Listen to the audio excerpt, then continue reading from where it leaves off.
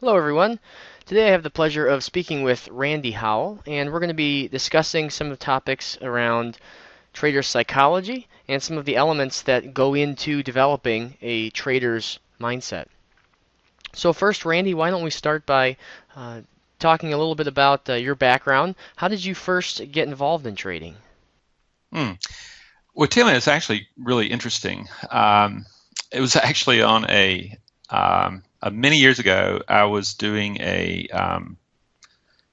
the spiritual component with an otherwise very drunken Episcopal spiritual retreat.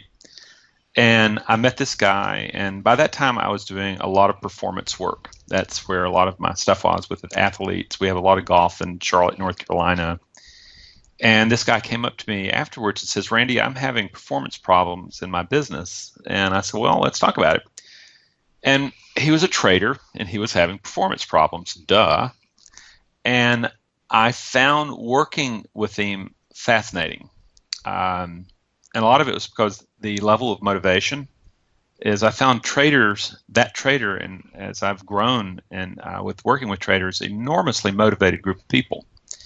And it was interesting to see a person take homework, eat it alive, and then ask for more. Meanwhile, I'd been used to people doing the homework at the very last, just before they met with me.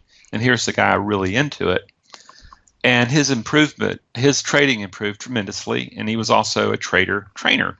And he started referring people to me. And one day, my wife and I looked and said, my goodness gracious, a large part of our business is with traders. And at that moment, we decided to move to more of an exclusive area where we work with traders. And now we've grown to where we work with retail traders, proprietary and professional traders, and also portfolio managers.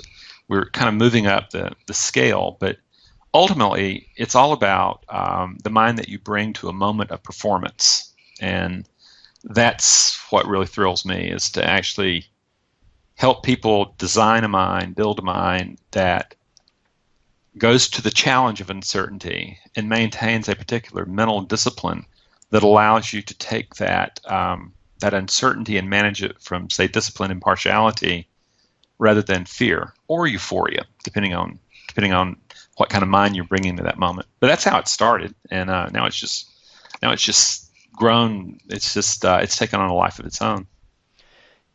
Did you find that kind of making that shift from athletes and sports to trading, were obviously there were some similarities, but were there Mm. quite a few parallels that you saw in the athletes and then in the traders characteristics Yeah, and things? yeah, particularly golf. Golf is a real mental game, and I personally don't really care about golf at all as a game. But I got absolutely fascinated with a guy trying to hit that little ball and keep it accurate, and kind of the inner game that goes with that. And that's very similar, but the performance mind for trading is it's different in that in a lot of athletics, you're wanting the athlete to get really keyed up physically in order to accelerate the physical performance of something. And in trading, you do not want high levels of physical arousal. That knocks out thinking. And we actually, in trading, what you're looking to be able to do is to have a fairly low level of arousal. You're still calmly alert, but you're not keyed up, like, say, the way you would in, say, basketball or football. And once you get that calm alertness, that's what allows you to have the patience and the discipline simultaneously to wait for the moment to enter and then to ride that moment. So there's a lot of similarities, but trading is probably more similar to bridge or chess, as far as, like, it's a very cognitive, very, very mind thing. And if your body is getting cranked up, you've got problems. And we don't want traders with problems. So there's parallels, but there's this distinction between physical activity and performance and cognitive activity and performance, and they there are different parameters. And that's also, by the way, why a lot of guys who have been very successful in corporate or business, they come into trading and they think they're going to use the same peak performance skills, success skills that they used in that other domain in trading, and they fall on their face. The skill sets required for trading success are very different than the kind of skill sets that you would need for success in business or in athletics. Yeah, one of the ideas that I know that Jack Schwager talks about in some of his books, and I've had discussions with some other traders, is kind of the concept of, can trading be taught? Can you take a person who has, or a group of people who have varying behaviors, skills, levels of cognitive ability, and can you teach them to trade, or are there some innate things or some characteristics that just make some people better at trading than others? And is there anything that you found to be particularly applicable for traders that come to you, whether it be a specific characteristic or mindset that they bring to trading? I know a lot of what you help traders with, and do a great job of kind of transforming and going through that transformation. Uh, but are there some things that you find that a lot of your successful traders have, whether it be similarities or things that they can bring to the table at the start? Oh yeah, absolutely. I'll put it on two levels. One of the things I found that if you have obsessive compulsive tendencies, okay, and I mean real obsessive compulsive. I don't mean within the normal range of what most human beings have. I have found if you literally have been diagnosed obsessive compulsive, please don't trade. That's an uphill battle that um, that's way too much work. However, on the other hand, what I have found, and I have been blessed to work with several really world-class traders. And what I've noticed about that really high-end trader that just seems to, I mean, they come off the shelf and they're able to trade, is we call it high-functioning autism, Asperger's. And these are people running corporations. These are not, they're not the kind of autism that you see ads about. This is really high functioning. And these people simply have an emotional architecture that is very, very different than the typical, say, like my emotional architecture. And they don't have the same wiring for fear-based trading. They're already there in probability. I've met a number of them, and that's the one clue that you basically discover they're very successful in trading, but the ability for them to connect emotionally, say like with an intimate partner, is not so good. So you'll see that, but most folk, the main thing is that most people really don't comprehend what an emotion is, and because they don't understand the emotion and how to work with it, it blows them up. Most people will come in, and I'm looking for a person who can trade successfully in simulation. Okay, I know that they know how to trade at that moment. What I'm looking for is traders who they feel pressure.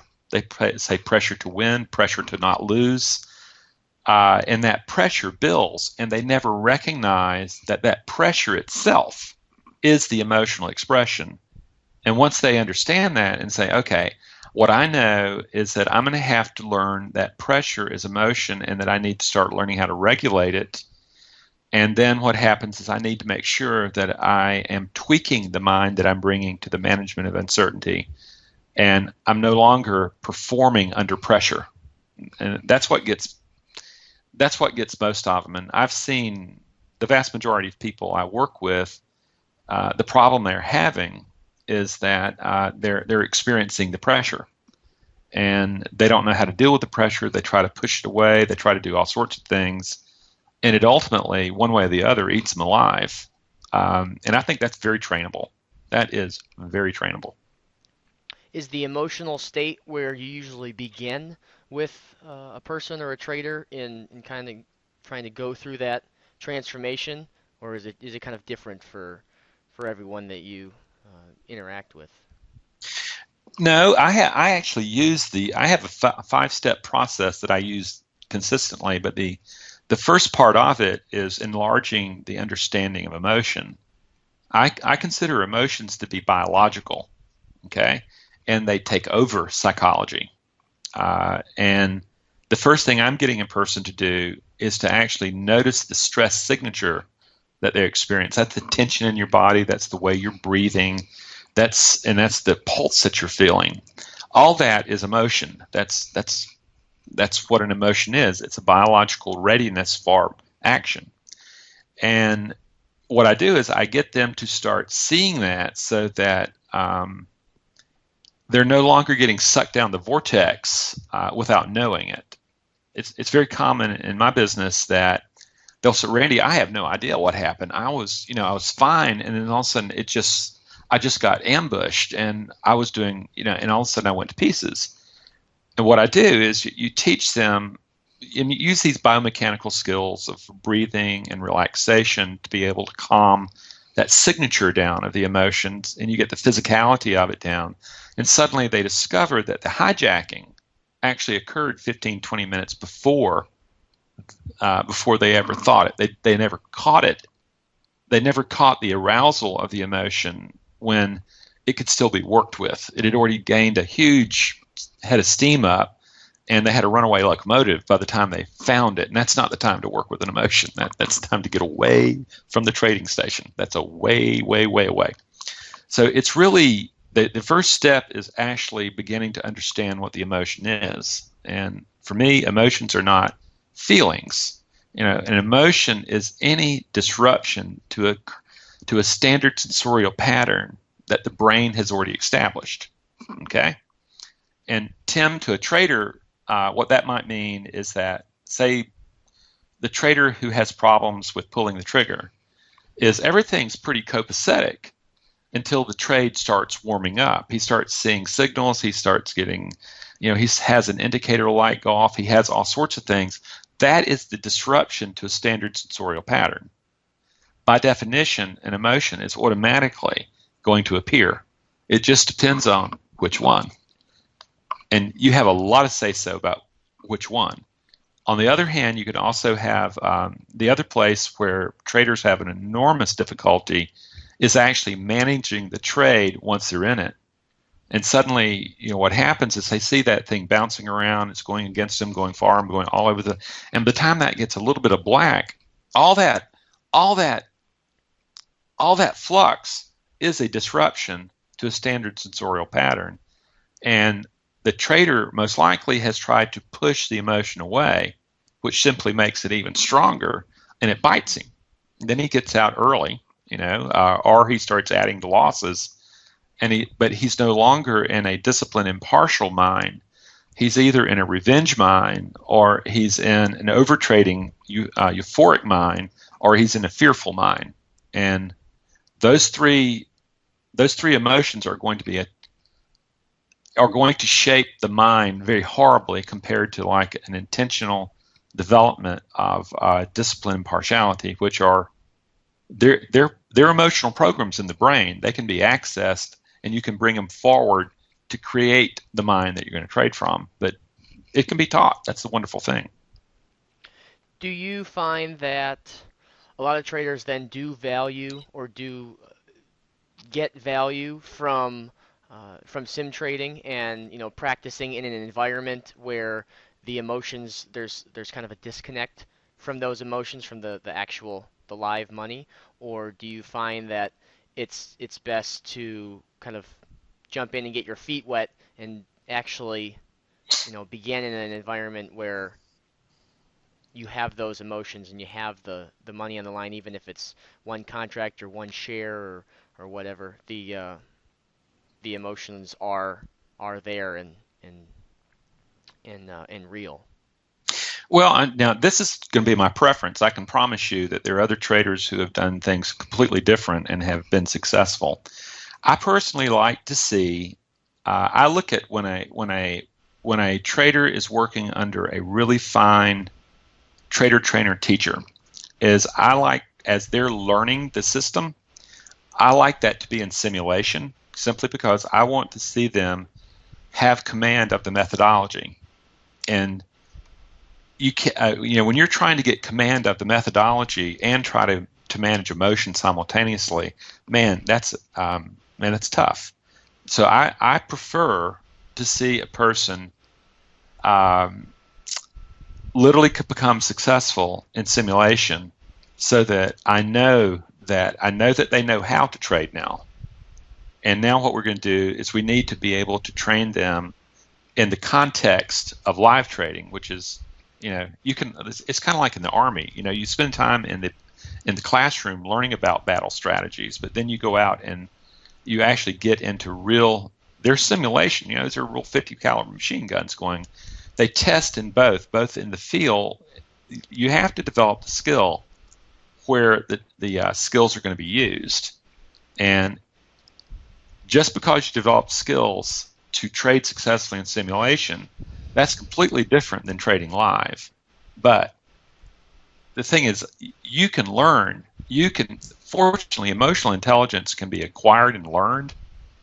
And then what you're doing is you're starting out. I generally, with the guys I work with, I'm saying, I want you to back out as much risk as possible at the level of risk that you're getting into, because I just simply want to pad the edge there. I want you to feel. I want risk to be palatable, so that we can start training you through that particular moment. As they get, as they are able to manage that particular environment, we start ratcheting up the stress level up to where, if a guy wants to be trading 20 contracts, it may take him a year to do it, but he may start with one or two, where he's risking minimal stuff, but he builds the tolerance up. The field they're playing on, the competitive field they're playing on, you adjust to it step by step by step, and that way you don't overwhelm the trader with taking some skills and then exposing him to a level of competition that he's not prepared for, the big leagues. I don't know if that answers your question. Yeah, it does, and there was a lot of good nuggets in that answer as well. Um, I guess the last question: do you find that there are some behaviors that really do foster good trading? Some things that a trader could do now, or some steps that they could take to kind of uh, get a step in the right direction towards grasping that trading mindset and improving their trading? Yeah.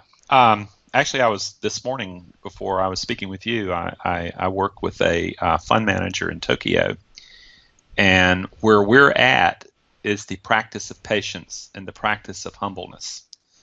Probably the biggest thing that I see, particularly with people who really have gotten it down, where they can really begin to trade successfully, is there is a no man's land between humble confidence and overconfidence. And the really successful trader, when you're working with professional traders, that's the place that you're looking for. They don't have problems with entry. They have problems with not being able to see that, okay, I've had a string of victories here, and what happens is they stop doing the procedure that allowed them to produce, to have an edge in probability, and they start taking shortcuts because they start thinking, oh man, I'm on a roll, and that's the fall. And virtually one of the last things that I teach, and the way I teach the psychology of trading, is a concept called vigilance.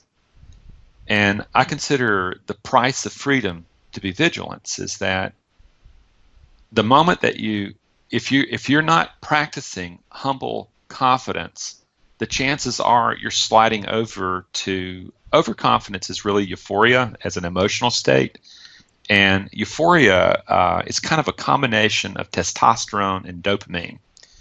It's a bad combination. It's what got J.P. Morgan in so much trouble when they evaporated $6 billion.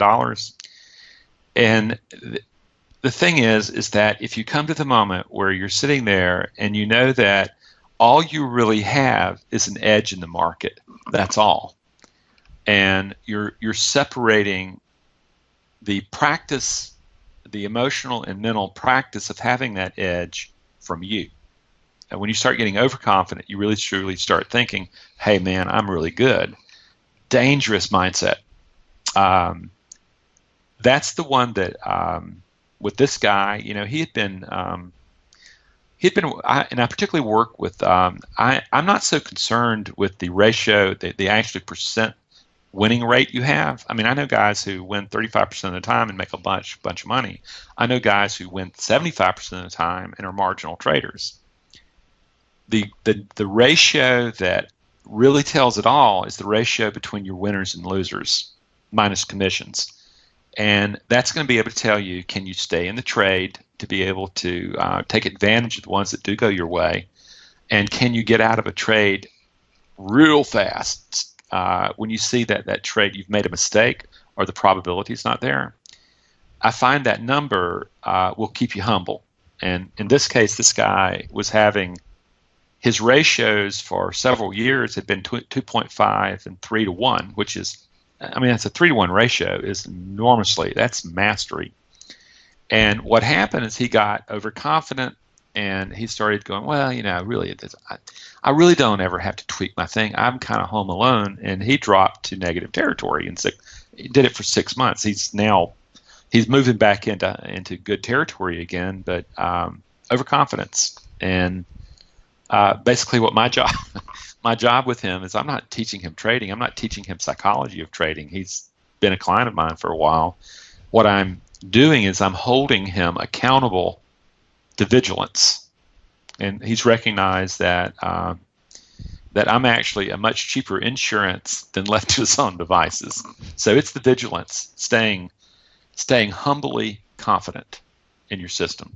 And the moment that you see yourself crossing over into overconfidence, that's when you back off and you go back in and you say, well, what is going on here? And for me, that's all about suddenly money is no longer something that you're performing to generate.